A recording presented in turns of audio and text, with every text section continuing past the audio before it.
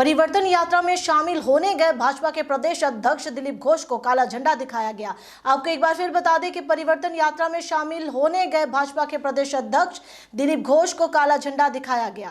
बागडोगरा हवाई अड्डे से वो दार्जिलिंग के लिए रवाना हुए थे और इसी दौरान उन्हें काला झंडा दिखाया गया।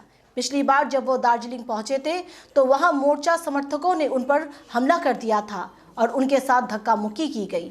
इसके बाद फिर वो दिलीप घोष जब दार्जिलिंग पहुंचे तो उन्हें काला झंडा दिखाया गया।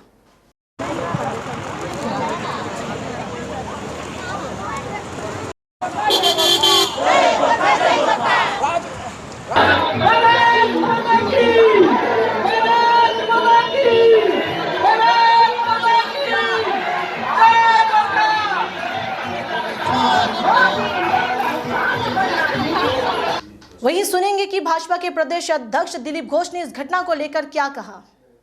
তার কাছ থেকে স্টেটমেন্ট নিতে গেছে রুচিরার কাছ থেকে, এটা একটা স্বাভাবিক প্রক্রিয়া, প্রসেস। যার কাছে সন্দেহ বা যার কাছে ইনফরমেশন আছে নেবে। কিন্তু মুখ্যমন্ত্রী কেন চলে গেছেন? ঠিক রাজীব কুমারের বাড়িতে যেমন চলে গেছিলেন সিবিআই যাওয়ার সময়, আজকেও ভাইপোর বাড়িতে আগে উনি পৌঁছে গেছেন, হয় সিবিআইকে ধমকাবার জন্য বা এই যে ইনকোয়ারি চলছে সেটাকে প্রভাবিত করার জন্য, ডিস্টার্ব করার জন্য, আর না হলে কিছু লুকোবার ব্যাপার আছে সেটাকে লুকোবার জন্য। ঠিক আছে, ডাল মে কুছ কালা হয়, যেখানে গন্ডগোল, যেখানে ভ্রষ্টাচার, সেখানে দিদিমণি ঠিক পৌঁছে যান তাকে আড়াল করার জন্য। সে তো সিবিআই জানে, আর অনেকে চিঠি পাবেন, কারণ অনেক জায়গায় রেড হয়েছে, অনেক তথ্য এসছে হাতে। আর সাধারণ মানুষ বাংলার চাইছে এই যে চুরি চলছে এতদিন, রাষ্ট্রীয় সম্পত্তি নষ্ট হচ্ছে, লুট হচ্ছে, তার সেটা সবার সামনে আসুক এবং দোষীরা সাজা পাক।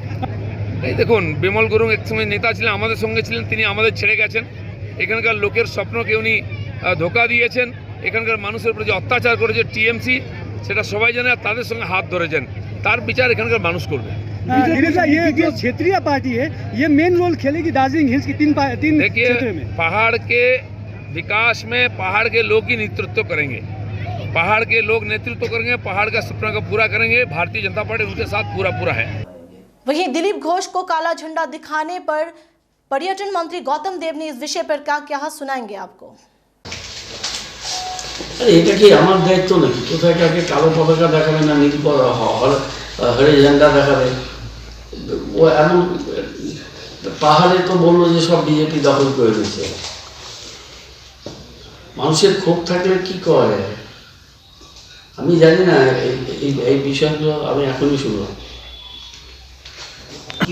মানুষ পছন্দ করছে না। দেখুন, ব্যাপার হচ্ছে যে সব মানুষের স্মৃতি দুর্বল হতে পারে, কিন্তু এত দুর্বল না যে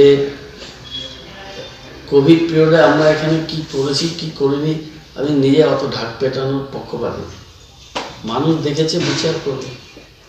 একটা দিন ছিল না যে ঘরে ছিলাম।